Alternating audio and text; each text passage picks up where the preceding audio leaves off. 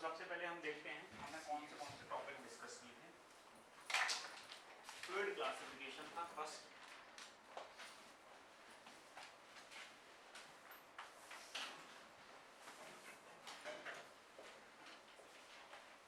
And we get to know at this point कि fluid दो type का fluid है, एक गैसियस फ्लूइड, दूसरा लिक्विड फ्लूइड।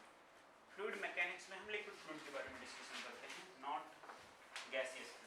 गैसियस फ्लूइड भी डिस्कस करते हैं, बर्नौली वगैरह तब तक लगाते हैं जब तक कि गैसियस फ्लूइड में चेंज इन टेम्परेचर का डिस्कशन नहीं होता है, ठीक है।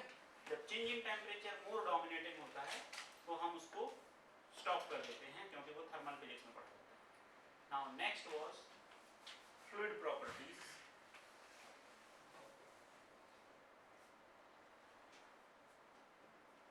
और इसमें तीन फ्लूइड प्रॉपर्टीज हमने डिस्कस की थी, that is density,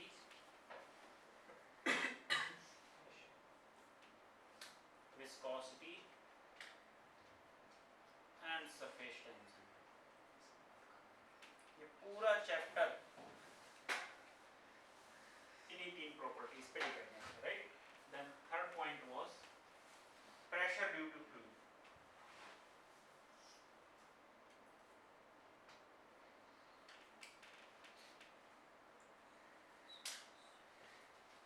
pressure due to fluid. Pressure due to fluid में बहुत सारे पॉइंट थे जो कि हम अभी जब इसको डिक्टेट करेंगे चैप्टर में तो डिस्कस करेंगे। What were those points, like atmospheric pressure कितना है, मेजर कैसे करना, उसमें हमने बैरोमीटर पढ़ा था, राइट। एंड अगर किसी और लोकेशन पे सराउंडिंग प्रेशर डिफरेंट है तो एचजी स्केल जो होता है बैरोमीट्रिक स्केल, उससे कैसे रीड करना है, रिलेट कैसे करना है, how it was balanced. Then pressure measuring और मेजरमेंट के लिए एब्सोल्यूट प्रेशर और गेज प्रेशर का एक चार्ट पढ़ा था, if you remember, where the gauge pressure means और एब्सोल्यूट प्रेशर का मीनिंग क्या है। And then we understood absolute pressure कभी भी नेगेटिव नहीं हो सकता, राइट, ऑलवेज जीरो या उसके अबव और एटलीस्ट जीरो, ठीक है। देन नेक्स्ट पॉइंट इसमें हमने डिस्कस किया था मेजरिंग इंस्ट्रूमेंट्स। मेजरिंग इंस्ट्रूमेंट्स में single column manometer, you tube, inverted you tube, gauge pressure, right. Gauge pressure के लिए कौन सा था उसका नाम, प्रेशर गेज, उसका नाम ही प्रेशर गेज था, राइट, और उसका डिक्टेशन समझा था। देन उसके बाद नेक्स्ट पॉइंट था एक आप लोगों को कभी अगर क्वेश्चन आए तो इसका ध्यान रखना, एक पॉइंट है कि एटमॉस्फेयर का प्रेशर अबव सरफेस हाइट या सी लेवल के अबव किसी हाइट y पे कैसे वेरी होता है। ये चीज हमने डिस्कशन नहीं किया, ये चीज एक्चुअली थर्मोडायनेमिक्स में आती है कई बार। तो या तो आपको अगर कभी मेंस या एडवांस में ये क्वेश्चन मिले, आया हुआ क्वेश्चन है, एक्सपोनेंशियल ग्रोथ होती है, प्रेशर डिके होता है, तो इसको टीवाई पे जब आप लगाओगे तो ये क्वेश्चन मिलेगा। बट अपन अगर इसको डिस्कस करना चाहें तो ये यहाँ पे डिस्कस किया जा सकता है कि प्रेशर हमने सी लेवल पे मेजर करना सीख लिया था with the help of barometer, लेकिन एटमॉस्फेयर में दो कॉन्सेप्ट होते हैं, एक आइसोथर्मल कंडीशन लेके और दूसरा होता है एडियाबैटिक कंडीशन लेके। प्रेशर एटमॉस्फेयर का अब एट एनी हाइट कैसे वेरी हो रहा है, दैट आल्सो। नाउ उसके बाद हम डिस्कस करेंगे पास्कल्स लॉ। पास्कल्स लॉ हमने सीखा था, पास्कल्स लॉ के दो स्टेटमेंट थे। स्टेटमेंट 1 इफ यू रिमेंबर क्या था, प्रेशर कि किसी पर्टिकुलर पॉइंट में प्रेशर एक स्केल ऑफ क्वांटिटी है जो कि हर डायरेक्शन में इक्वली काम कर रही होती है, and that is becoming a scalar quantity. दूसरा था एक्सटर्नली अप्लाइड प्रेशर फ्लूइड के हर पॉइंट पे इक्वली डिस्ट्रीब्यूट होता है, राइट। देन पास्कल्स लॉ के फिर एप्लीकेशन सीखे थे, हाइड्रोलिक लिफ्ट वगैरह, उसमें भी हाइट वगैरह की कैलकुलेशन के लिए कितनी हाइट तक अगर ले जाना है तो कितना वर्क और कितना वर्क डन करना पड़ेगा। देन डेंसिटी का कॉन्सेप्ट हमने सीखा था कि वॉल्यूमेट्रिक स्ट्रेस प्रेशर के बराबर हो जाता है व्हेन हर डायरेक्शन से लगने वाला स्ट्रेस सेम हो। सो प्रेशर को हमने रिलेट किया था कि अगर किसी फ्लूइड का बल्क मॉडुलस आपको पता है, then how its density will be changing, and then we related also कि सी लेवल पे बिलो अगर जाएंगे हम तो वाटर की डेंसिटी, प्रेशर इंक्रीज होने की वजह से, हाई प्रेशर होने की वजह से डेंसिटी भी इंक्रीज होने लगती है, राइट। तो उस रिलेशन को रिलेट करेंगे। देन नेक्स्ट पॉइंट था इसमें हमारा, इसमें बहुत सारे पॉइंट हैं। नेक्स्ट पॉइंट हमारा इसके बाद था प्रेशर फोर्स का मेजरमेंट, राइट।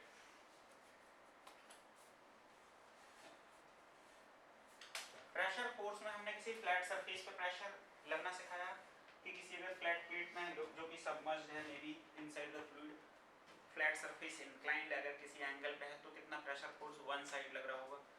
अगर किसी कंटेनर में लिक्विड फिल्ड है तो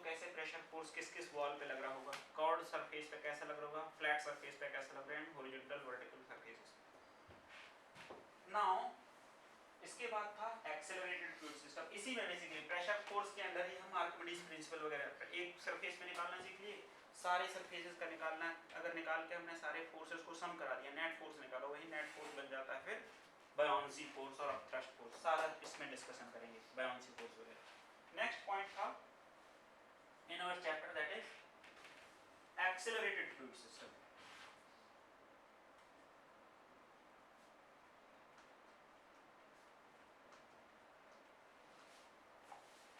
एक्सेलरेटेड फ्लूइड सिस्टम में हमने हॉरिजॉन्टल एक्सेलरेशन का भी डिस्कस किया था, और दो टाइप, हर केस में दो टाइप के डिस्कशन किए थे, open container and closed container, right. Closed container में था कि क्लोज्ड कंटेनर के अंदर फ्लूइड का pressure more than atmospheric pressure या एक्सेसिव प्रेशर भी हो सकता है। In that case how pressure distribution और pressure equation will be written. Horizontal के केस में भी open container closed container, vertical के केस में व्हेन एक्सेलरेटेड अपवर्ड डायरेक्शन और when accelerated downward direction. Downward direction के केस में हमने सीखा था free fall and what if acceleration is becoming more than g also, याद है। तो मोर देन g के केस में भी फ्लूइड के किसी भी पॉइंट पे प्रेशर किस टाइप से डिस्ट्रीब्यूट हो रहा होगा और किस कंडीशन तक इसको एक्सेलरेट कराया जा सकता है, ये स्पिलिंग किस केस तक स्टॉप हो। एक्सेलरेटेड फ्लूइड सिस्टम का हॉरिजॉन्टल वर्टिकल हो। देन था किसी इंक्लाइंड प्लेन के प्रॉब्लम्स आते हैं कि अगर एक इंक्लाइंड प्लेन में एक कंटेनर को रिलीज कर दिया गया तो इंक्लाइंड प्लेन के अलोंग एक्सेलरेशन हो रहा होता है, फ्लूइड का फ्री सरफेस कितने एंगल पे बनेगा, वो आप लोगों ने क्वेश्चंस किए हैं। देन इसके बाद था यूनिफॉर्मली रोटेटिंग कंटेनर। अगर एक कंटेनर को किसी एक्सिस के अबाउट अगर हम स्पिन करा दें तो उसका सरफेस पैराबोलिक पाथ या पैराबोलिक सरफेस एक्वायर कर लेता है, फ्री सरफेस, और उस पैराबोलिक सरफेस के पैरेलल में ही बहुत सारे पैराबोलिक सरफेसेस इमेजिन कर सकते हैं। वो हर पैराबोलिक सरफेस एक इक्विप्रेशर सरफेस होता है, और इसी में फिर हमने इक्विप्रेशर सरफेस का भी कॉन्सेप्ट सीखा था। Horizontal, vertical, inclined and spinning cylinder के केस में भी equipressure surface, right. Equipressure surface हमने डिस्कशन किया था कि इक्विप्रेशर सरफेस एक ऐसा इमेजिनरी सरफेस है बिलो द फ्री सरफेस और parallel to the free surface जिसके हर पॉइंट में सेम प्रेशर होगा, like P0 plus rho g है, तो हर h हाइट सेम होने पे हर जगह सेम ही होगा irrespective of the location. Then accelerated fluid system में हमने बायोन्सी निकालना भी डिस्कस किया था कि जहां पे भी जैसे बायोन्सी में जो g वर्ड आता था, एक्सेलरेटेड फ्लूइड सिस्टम में हम g को g इफेक्टिव लिखना सीखते हैं, इफेक्टिव ग्रेविटी, चाहे वो अपवर्ड का केस हो, इंक्लाइंड का केस हो, हॉरिजॉन्टल का केस हो या स्पिनिंग का केस हो, उस लोकेशन में इफेक्टिव ग्रेविटी क्या है। तो बायोन्सी फोर्स भी अगर किसी बॉडी में मान लो एक्सेलरेटेड फ्लूइड सिस्टम में बायोन्सी अगर लग रही है, उस केस में हमें इफेक्टिव ग्रेविटी को काउंट करना होगा। That effective gravity will tell us कि उस केस में कितना बायोन्सी लग रहा हो, राइट। देन इसके बाद था फ्लोइंग फ्लूइड।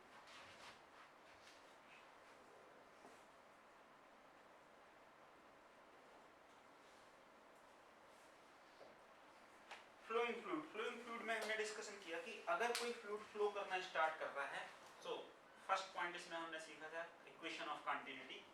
कंटिन्यूटी को हमने स्टार्ट किया था लिखना, that is like mass conservation. Mass अगर कंजर्व है तो जितना मास सिस्टम में एंटर कर रहा है उतना ही मास एग्जिट हो रहा होगा। तो मल्टीपल एंट्री मल्टीपल एग्जिट के केस में कंटिन्यूटी इक्वेशन बनाया। कंटिन्यूटी इक्वेशन जो a1 v1 = a2 v2 बनता है वो केवल कांस्टेंट डेंसिटी के लिए होता है, लेकिन अगर डेंसिटी कांस्टेंट ना हो, वेरिएबल हो, लेट्स से एंटरिंग टाइम पे डिफरेंट डेंसिटी की एयर एंटर हो रही है, अंदर हीटिंग हुई और एग्जिट टाइम पे डेंसिटी डिक्रीज हो गई, टेंपरेचर इंक्रीज होगा तो डेंसिटी डिक्रीज हो जाएगी।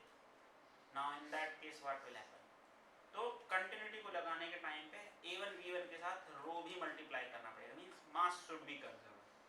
सो ρ1 a1 v1 = √2 a2 v2, ठीक है। कंटिन्यूटी इक्वेशन लगाना सीखते हैं और यहीं पे हम सीखते हैं Bernoulli equation and application of Bernoulli. तो बर्नौली इक्वेशन बेसिकली बताता है एनर्जी कंजर्वेशन। किसी भी फ्लूइड एलिमेंट में एक लोकेशन से दूसरे लोकेशन में ट्रांसपोर्ट होने पे टोटल एनर्जी उस फ्लूइड एलिमेंट की कंजर्व रहेगी, that is Bernoulli equation. Mass element के एंट्री और एग्जिट पॉइंट पे मास फ्लो रेट सेम रहना, that is mass conservation.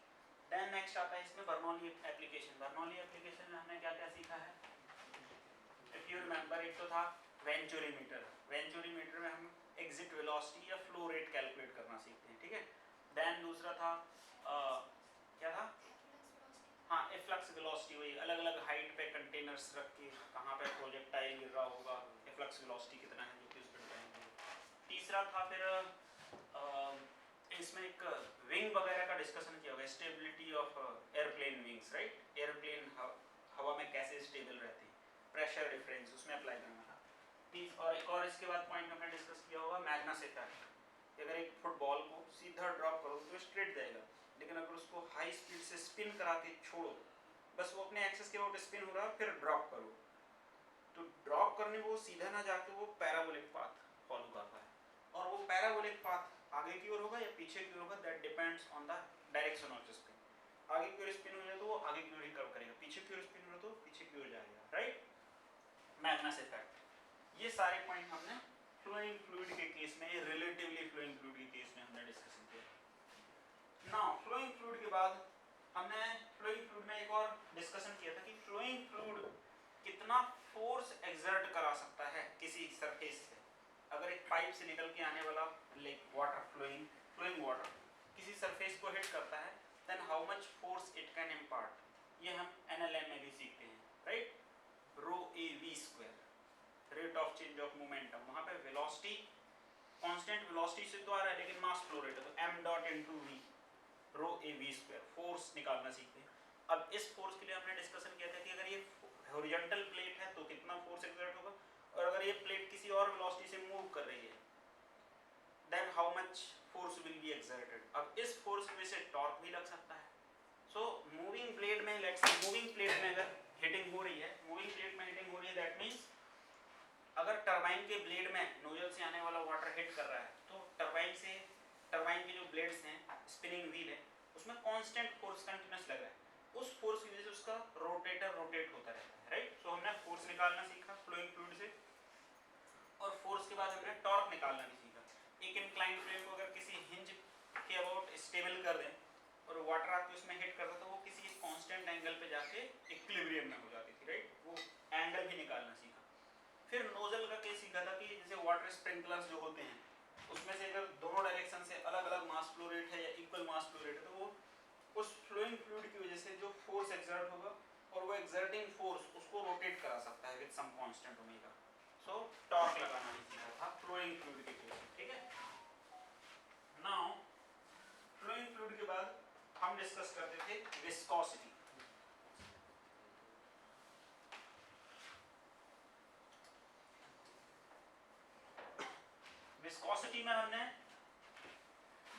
Viscosity में न्यूटन्स लॉ ऑफ विस्कोसिटी सीखा। न्यूटन्स लॉ ऑफ विस्कोसिटी को ब्लॉक पे लगाना सीखा। ब्लॉक के अलग अलग टाइप के प्रॉब्लम की थी कि अगर एक ब्लॉक को हॉरिजॉन्टल सरफेस पे फ्लूइड लेयर अप्लाई करके वेलोसिटी v देके छोड़ दिया, तो थोड़े टाइम के बाद वो जाके स्टॉप हो जाएगा, उसका भी एक एक्सपोनेंशियल इक्वेशन बनता है। अगर उसको कांस्टेंट वेलोसिटी से अप्लाई कराना है तो कितना फोर्स लगाना पड़ेगा, डिपेंडिंग अपॉन विस्कोसिटी फोर्स पता चल जाएगा। अगर एक कांस्टेंट फोर्स लगा के रखा है तो उसकी मैक्सिमम वेलोसिटी या कितनी वेलोसिटी हो सकती है, that also. Now horizontal surface के केसेस को हमने फिर वापस कन्वर्ट किया था इंक्लाइंड प्लेन में, कि अगर एक इंक्लाइंड प्लेन है थीटा एंगल का, उसमें एक फ्लूइड लेयर लगा दी ऑयल की, और वहां पे एक ब्लॉक को ले जाके वहां से छोड़ दिया, so due to mg sin theta वो नीचे की ओर स्लाइड होगा, लेकिन विस्कस फोर्स लग रहा हो तो धीरे धीरे उसकी वेलोसिटी डिक्रीज होगी। एक पर्टिकुलर टाइम के बाद विस्कोसिटी के कारण mg दोनों बैलेंस रहेंगे, mg sin थीटा और विस्कस फोर्स, बिकॉज जैसे जैसे स्पीड बढ़ती जाएगी विस्कस फोर्स बढ़ते जाएगा, तो एक टाइम पे आके विस्कस फोर्स और mg बराबर हो जाते हैं, and that velocity we call it as terminal velocity. Terminal velocity सीखा, और टर्मिनल वेलोसिटी के साथ फिर हमने इसमें सीखा था स्टोक्स लॉ, राइट। सो वो सारे पॉइंट हम इसमें डिस्कस करते चलेंगे, जैसे Newton's law of viscosity, second था अलग, इसमें प्रॉब्लम्स भी सारे सॉल्व किए थे। देन इसमें था टर्मिनल वेलोसिटी,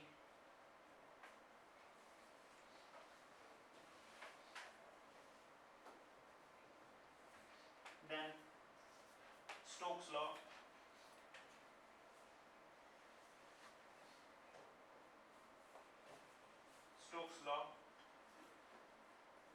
स्टोक्स लॉ के बाद और क्या था, viscous flow, type of flow सीखा था, laminar and turbulent flow.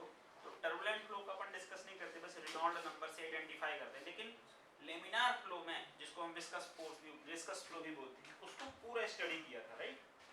So type of flow, then viscous flow को डिटेल डिस्कस किया था,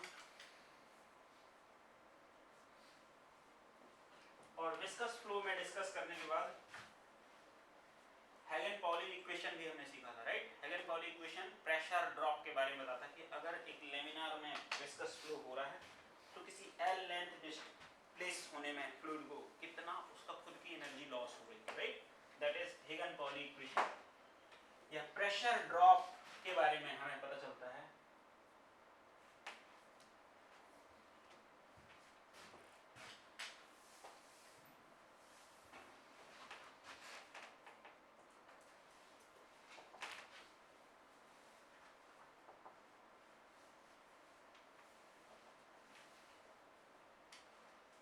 then pipe system, right, equivalent pipe system.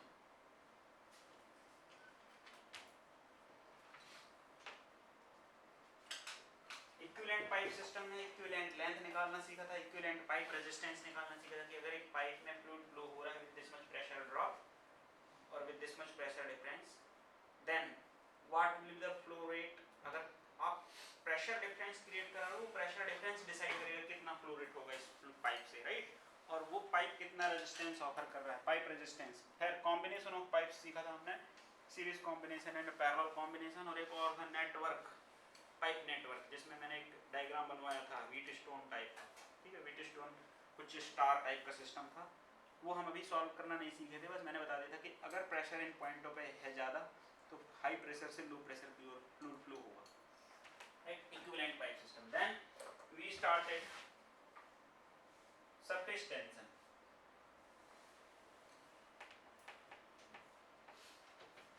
Surface tension में क्या क्या सीखा था। सरफेस टेंशन में था सबसे पहले तो mechanism of surface tension picture में कैसे आया, right. Then after that surface tension different situation में एक्सेसिव प्रेशर निकालना सीखा था। मैकेनिज्म के बाद था एक्सेसिव प्रेशर।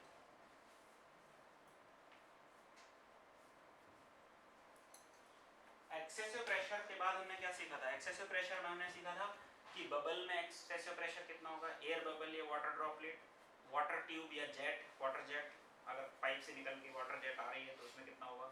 एंड देन एक soap bubble, right. Then soap bubble के बाद हमने सोप बबल के कॉम्बिनेशन सीखे थे। कॉम्बिनेशन दो टाइप के कॉम्बिनेशन थे, कॉम्बिनेशन ऑफ सोप बबल था, राइट।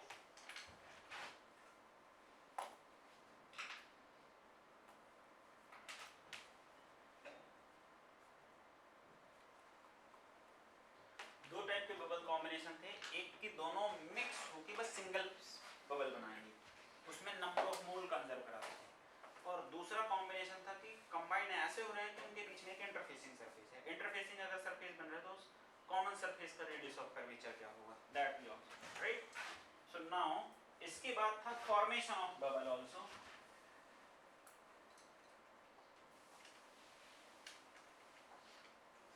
एक बबल बनता कैसे है उसका हमने क्वेश्चन सॉल्व किया था, इफ यू रिमेंबर, कि अगर v वेलोसिटी से रो डेंसिटी की एयर किसी r रेडियस के वायर फ्रेम पे हिट हो रही है तो कितनी बड़ी रेडियस का मैक्सिमम बबल इससे रिलीज हो पाएगा, राइट।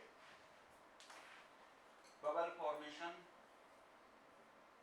नाउ सरफेस टेंशन की वजह से एक क्वेश्चन हमने अगर डिस्कस किया हो, इफ यू रिमेंबर, कि अगर एक सिलेंडर है और उसमें एक छोटा सा ओरिफिस है एट द बॉटम, तो इस ओरिफिस से जो लिक्विड बाहर निकल के आने वाला है वो सरफेस टेंशन की वजह से स्टॉप भी हो सकता है, राइट। तो कितनी हाइट तक लिक्विड भरा है कि उस हाइट तक लिक्विड भरे होने के बावजूद भी लिक्विड बाहर नहीं निकल कर, नहीं तो बर्नौली के हिसाब से अगर देखा जाए h हाइट पे लिक्विड है तो ओरिफिस से √2gh के हिसाब से वेलोसिटी से लिक्विड बाहर निकलना चाहिए, but surface tension is balancing that, जिसकी वजह से लिक्विड बाहर नहीं आ रहा है, राइट। सो इसमें था एक फ्लूइड का फ्लो नहीं होना थ्रू दैट, और दूसरा एक और क्वेश्चन हमने क्या सॉल्व किया होगा एक्सेसिव प्रेशर की हेल्प से, कि दो ग्लास प्लेट के बीच में अगर एक लिक्विड फिल्म लेयर है उसको सेपरेट करने में बहुत सारे फोर्स की जरूरत होती है। तो वो सारे केसेस 1-to-1 बेसिस पे अपन डिस्कस करते चलेंगे अंडर सरफेस टेंशन, ठीक है। So will start with all these and will try to cover all the related problems which are available in your notebook. Black marker कहाँ गया? देखो इससे भी है।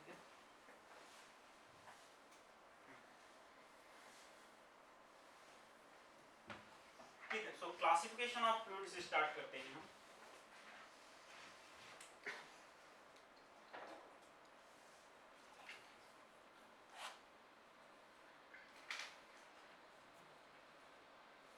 क्लासिफिकेशन में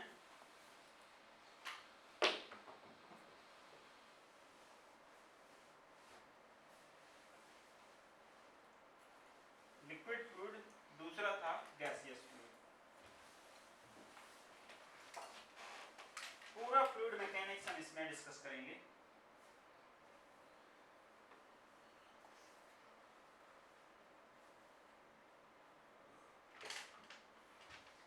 सो लिक्विड फ्लूइड्स में हम डिस्कस करते हैं फ्लूइड मैकेनिक्स,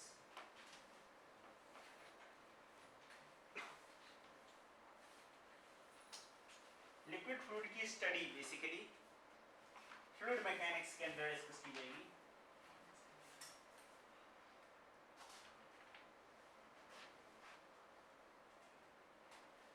इसमें हम गैस या एयर के लिए वो क्वेश्चंस ले सकते हैं जिनमें नो चेंज इन टेम्परेचर या नेग्लिजिबल चेंज इन टेम्परेचर के प्रॉब्लम होंगे, राइट।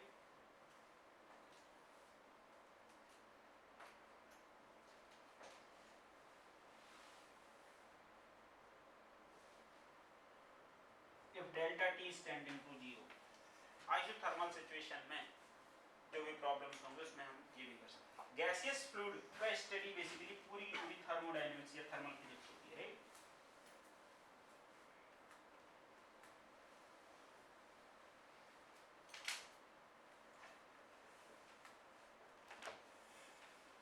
हियर वी लर्न कि हमें इस चैप्टर में कितना डिस्कस करना है, और गैसेस के जब थर्मोडायनेमिक्स और पीटीजी पढ़ते हैं तो हम वहाँ पे गैसेस के बारे में, प्योरली गैसेस के बारे में डिस्कस करें। सो नाउ फ्लूइड प्रॉपर्टीज के बारे में अगर अपन डिस्कस करें, नेक्स्ट पॉइंट,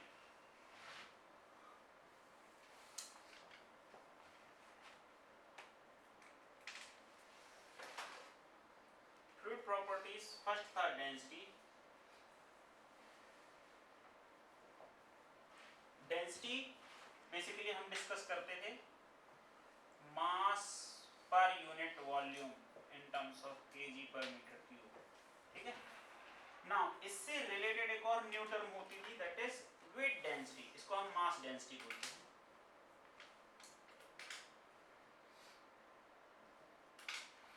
नाउ एक और होती है weight density, that we studied like m into g upon v, weight upon volume. So this comes like rho into g. This is known as weight density. तो कई बार अगर weight density की term हो, don't get confused. Now related to mass density and weight density, new term was specific gravity or relative density.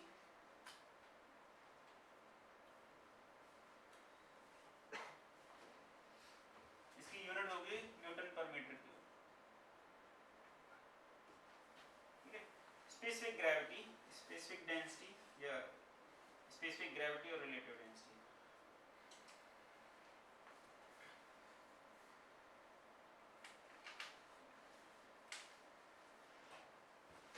और relative density, specific gravity और relative density, इसको हम S G और आर डी इन दोनों symbol से represent करते हैं। Simply it defines density of fluid divided by density of reference fluid. अब फ्लूइड तो दो टाइप का होता है, तो दोनों के केसेस में हम इसको अलग अलग डिस्कस करते हैं। फॉर गैसेस रेफरेंस फ्लूइड अलग होता है, लिक्विड के केस में, लिक्विड के लिए rho reference fluid is water,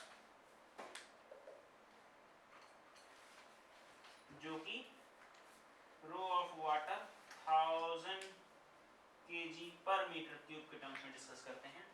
gases के केस में rho of air at NTP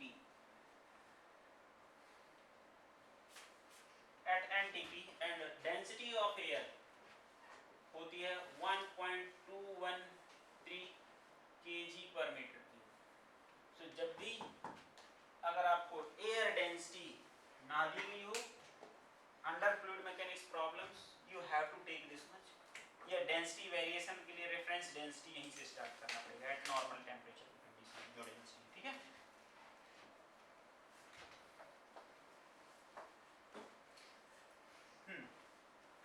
now viscosity को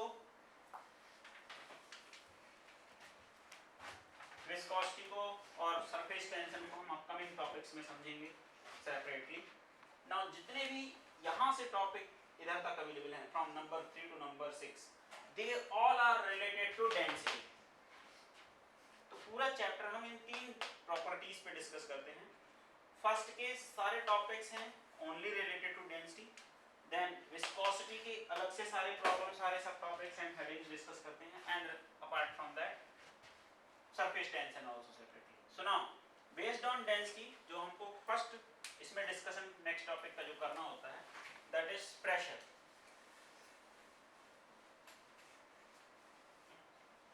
pressure due to fluid.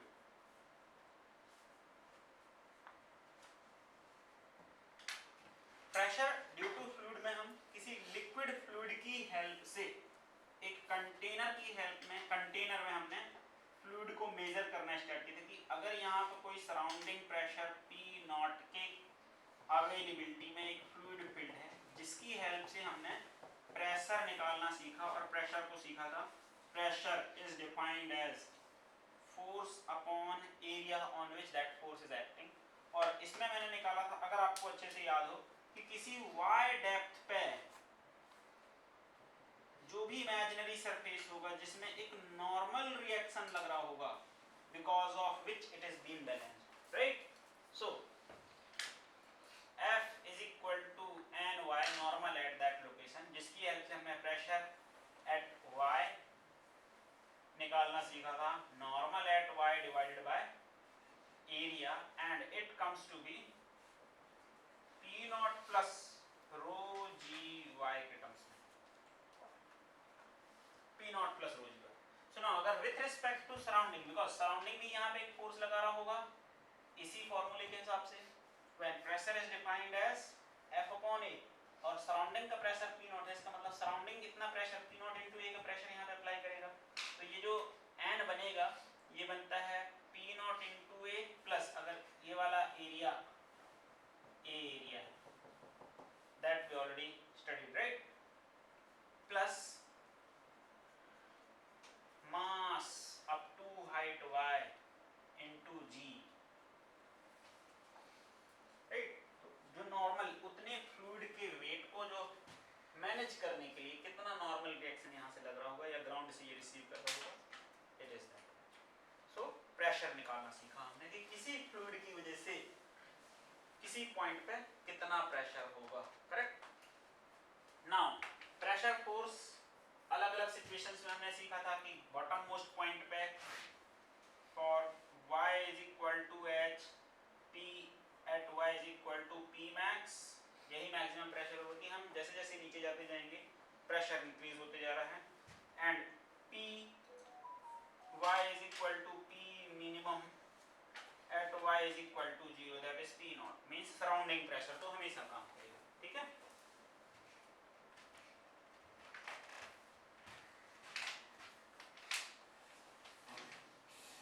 Now pressure का कैलकुलेशन करने के बाद हमने इसमें सीखा था कि सराउंडिंग प्रेशर ये जो P0 आ रहा है इसको कैसे मेजर करें अलग अलग location, and then we studied barometer.